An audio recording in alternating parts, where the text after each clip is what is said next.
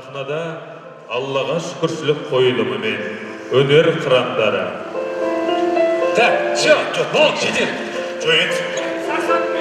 Бол, маған ешкім реніш жоқ шығар, дұрыс па, тренер? Жоқ, енді саған ешкім өкпелемейді ғой. Сен сәл сабырға келші, ақылға салшы. Сабыр, ақылға сал.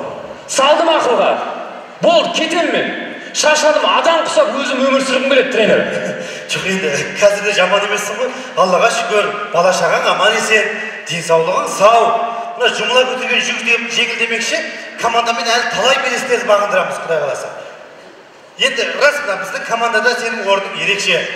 Абыройлысың, еңбекқорлығың өз алдына дегендей. Абыройлысың. Құр абыройдың не керегі бар? Ақша қылып қолға ұстамағаннан кейін беретіндерің айына әр күнге $3 000. Былай тартсаң, былай жетпейді, былай тартсаң, былай жетпейді. Менде ел құсап шетелге барып демалғым келеді. Маған жараспай ма демалған? Менде ел құсап әйеліме жыл сайын жаңа машина бергім келеді. Менде ел құсап балдарымды шетелге Лондонда оқытқым келеді.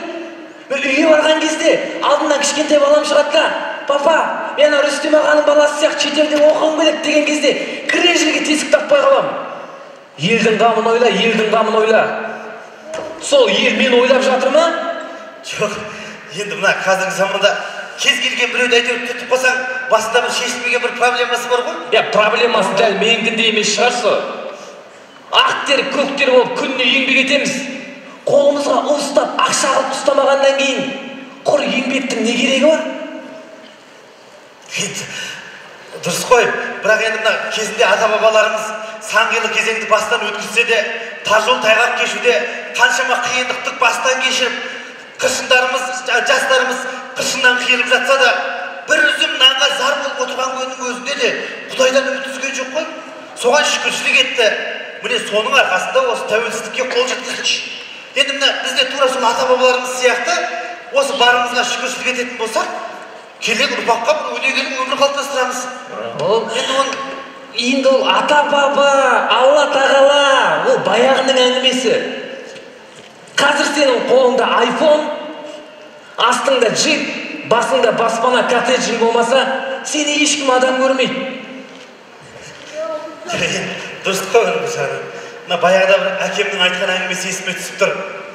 Бірде Жәбірейіл періште пайғамбарымызға келіп, «Иә, пайғамбар, сұлтан пайғамбарлықты қалайсың ба, әлде құл пайғамбарлықты қалайсың ба?» дегенде, «Құл пайғамбарлықты қалаймын» деген екен. Соған шүкіршілік етемін. Өйткені мына өмірде жинаған малың, дүниең, байлығың, ақшаң бәрі артта қалады. Тек өзіңмен бірге сол құлшылығың, амалың, шүкіршілігің ғана барады деген екен ана өмірге. Сөйтіп әкем айтушы еді баяғыда. Жоқ, түсіне. Мен Аллаға сенбеймін деп жатқан жоқпын. Аллаға сенемін мен. Бірақ айтшы, ол жаққа кім барып келді?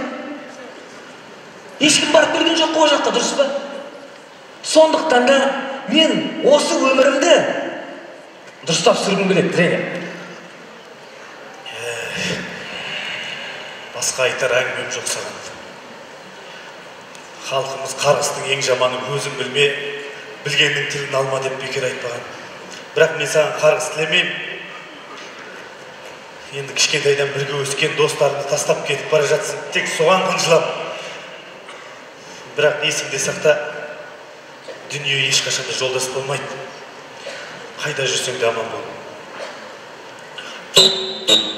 Да, жігіттер, уақыттарың болды сендердің. Залды босатамыз. Командасыңдар, доссыңдар дейді ғой. Дос емес олар маған. Дос болса мен сияқты ойнау керек баскетболды. Дос. Әділ сенікі мүлдем дұрыс болмады бар ма, әділ негізі бар ғой.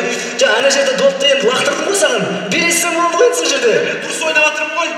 Сәбит қой, допты дұрыс берген жоқ маған. Мен дұрыс ойнадым, бірақ шын айтайын, ана доптар жел жоқ па бір нәрсе? Доптың желі жоқ деген қалай кетті?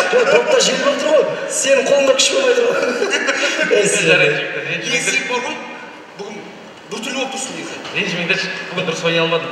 Неге десеңдер, кеше үйге қонақ келген. Қонақ? Сол кісілерді күтемін деп кеш жаттым. Содан кейін алдым, ұйқы сұрап жүрмін бүгін. Кім келді? Біз кетіп тұрдың ғой. Айтпақшы, ауылдан әкем келген. Қош, көкем келді мені. айтпайсың ба күтіп алатын ек қой. Адам құса барып қолын алып жүрек кешке. Барайық деп, онда ертең сендер келетін болсаңдар, жақсылап тұрып палау дайындап қояйын сендерге. Ноқат қош, ноқат. Көкемнің жақсы көретін қымызы бар да, соны сен алып қойып жүрме. Өзім апарып бір әңгіме жіберейік қымызбен отырып береді. Біз онда жүре берейік онда, Ертең кешікпейсіңдер, Жоқ, кешпейді. кешкеміз ғой, өзіміздің уақыт көреді. Сен де жақсы. Ассалаумағалейкум. Жақсы. Сәбит, аман бол. Ертең сен кешігіп жүрме, бізге айтып алып. Жақсы. Жарайды, жақсы. Бауырым, қалайсыз? Ассалаумағалейкум аға. Уағалейкум ассалам. Қалыңыз қалай? Жақсы. Сіз мына көрші талда ойнайсыз ба? Иә. Сіз күшті ойнайсыз аға. Мен сізді әрдайым теледидардан көріп отырамын. Сіз 3 жылда 3 рет ең үздік ойыншы атағын алдыңыз. Иә, бауырым. Кешірші, ренжімеші, бірақ мен жаңа сұрайын деген мен мазаңды алсам, кешір. Ана екеуі коляскадан қалай тұрып кетті? Олар менің бала кезінен бірге өскен достарым ғой. Әділ мен Маратты айтып жатсыз ба? Әділ банкте істейді. Марат базарда ет сатады, қасап. Бала кезінен бірге араласып келатырмыз. Қазір отбасымызбен араласамыз. Енді нағыз шынайы дос осылар. Аптасына мен үшін 2 рет келіп осылай ойнап кетеді. Отбасымызбен араласамыз дейсің бе? Иә. Сенің семьяң бар ма не? Иә, әйелім, бала-шағам бар. Оларды кім асырайды сонда? Әлде әйелің жұмыс жасай ма? Жоқ, әйелім жұмыс жасамайды, бала-шағама қарайды. Мен жұмыс жасаймын. Сен қалай? Таксовать етемін. Қалжың аға. Аяқ киім тігемін, табандарын ауыстырам, қолымнан не келеді барлығын жасаймын. Егер де сіз алып келсеңіз, сізге тегін жасап беремін аға. Сонда қанша табасың айына? Енді әр кезде әрқалай. Адамдар аз болса, айына бір 40 мың теңгедей шығады. Ал егер де адам көп болатын болса, айына 60 мың шығады. 60 мың теңге? Иә. Саған жете ма күн көріске? Неге жетпейді? Кей кезде артылып қалады. Артылып қалса, әйеліміз екеуміз не істерімізді білмей, бала-шағамызды алып қыдырып кетеміз. Бірақ енді қайта-қайта сұрап мазаңды алсам кешір, бірақ сен осылай жүргеніңе ренжімейсің ба? Неге ренжимін аға? Егер де Аллах маған сондай сынақ берсе, сабырлық етем, шүкіршілік етем.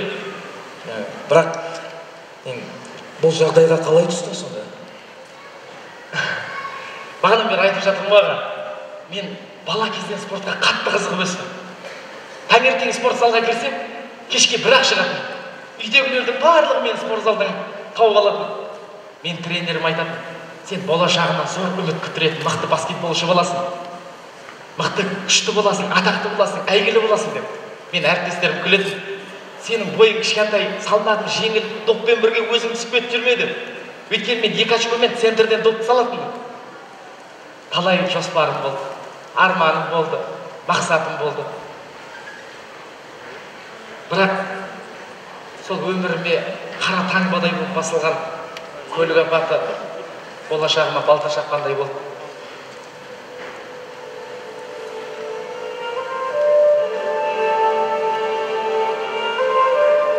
Өмір бақи спортқа қайта оралмастай арбаға таңылды. Бүкіл армандаған арманымның барлығы бір сәттің ішінде күлі көкке ұшқан байқадым. Сол үшін әрбір күнім өкінумен өтетін.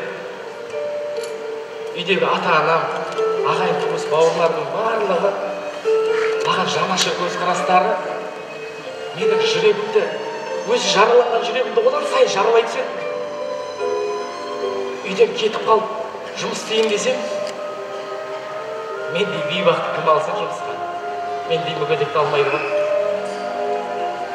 Сонымен өз нәпақамды табу үшін мешіттің алдына отырып қайыр сұрай бастадым. Ары беріп өткен адамдардың барлығына менің бақытсыз екенімді сол адамдар ұрлап алған сияқты болып көрінетін. Мешітке кіріп шыққан адамдардың барлығына мен бұл дүниедегі ең бақытсыз адаммын, мен ең бақытсыз адаммын деп мұңымды шағумен айтып отырады. Дәл осылай әрбір сәтім бақытсызбен өте берді. негізінде адамдардың арманы өзгереді екен аға. Басында мен әйгілі спортшы, атақты, елге танымал, бай болғым келеді. Ал қазір түгім жоқ болса да, кедей болсам да аяғымды өмірімде бір рет бассам деген арманым болсын.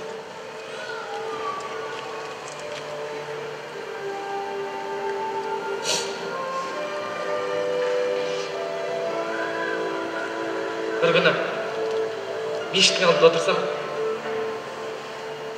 бір жігіттің келіп айтқан сөзі өмірімде түбегейлі өзгертті. Әлі есімде, жұма күні болатын. Бүкіл адамдардың барлығы жұма намазынан шығып, бір-біріне жұма қабыл болсын деп құттықтап жатыр. Ал мен сол баяғы бақытсыз, ішімнен қан жылап отырмын. Сол кезде жаңа жігіт келді маған. Бауырым, сен бақыт іздесең, бақыт мешіттің сыртында емес, мешіттің ішінде еді ғой деді. Қараңызшы, ана сөз менің бүкіл тұла бойымды дүр сілкіндірді. Содан иманға бет бұра бастадым. Ақ пен қараны ажырата білдім. Бір күні Құран кітаптың қазақша мағынасын оқып отырсам, ішінде Аллаға шүкір етіңдер, Аллаға шүкіршілік етушілерді жақсы көреді деген сөздерді көп кездестім. Оның үстіне Әл-Имран сүресінде Аллах шүкір етушілерді сыйлайды деген аятты оқыдым. Өзіңіз ойлаңызшы аға, егер де мен осы күнімен шүкіршілік етсем, бүкіл әлемдердің Раббысы адамдар емес, 18 мың ғаламды жаратқан Аллах тағаланың өзі менді сыйлайды екен. Бұл не деген мәртебе, бұл не деген қуаныш деп қатты қуанып төмен көкке жетті. Міне, осы күніме де шүкіршілік етем. Жарайды, бауырым, шүкір деп жатсың, жарайды. Бірақ осының пайдасын қалай көріп жатсың? Алла саған не берді? Қызықсыз аға, мен аман қалдым. Мен көлік апатынан аман қалдым. Бұл бір. Сонан соң жарық дүние, жұтып жатқан ауамыз, ата-ана бауырларымыз, соның барлығына шүкір етпейміз бе? Соның барлығы осы күнге үлкен бір берген сый емес пе? Қазір 5 уақыт намазым түгел, иманды жарым, әкешімде бергелететін жұмар есті сәбиім бар. Соған әрбір сәтімен шүкіршілік етем. Ал, сенің баспанаң бар ма? Әзірше жатақханада тұрамыз. Бірақ жер ап қойдым. Алла сәтін салса, үлкен зәулім ғой, үй салам. Қазақ атамыз бекер айтқан жоқ. Адамнан сұрағанның 2 көзі шығады, Алладан сұрағанның 2 бүйірі шығады дейді. Әрекетін жасап жүр, Алла берекетін берер. Шүкір. Айтпақшыға, мен уәде беріп ұмытып кетіппін. Бала шағамды қыдыртам деп уәде берген. Сол кісілерге барайын. Бір нәрсе сұрасам бола ма? Сізбен бір рет сөйлеп кетіп алайыншы. Мен? Үйдегілердің барлығы қуанып қалатын еді. Келе жарайды.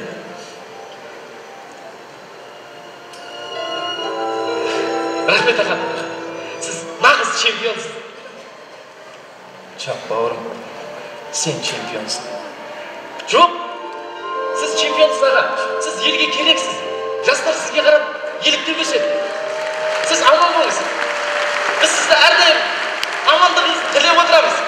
Жақсы аға.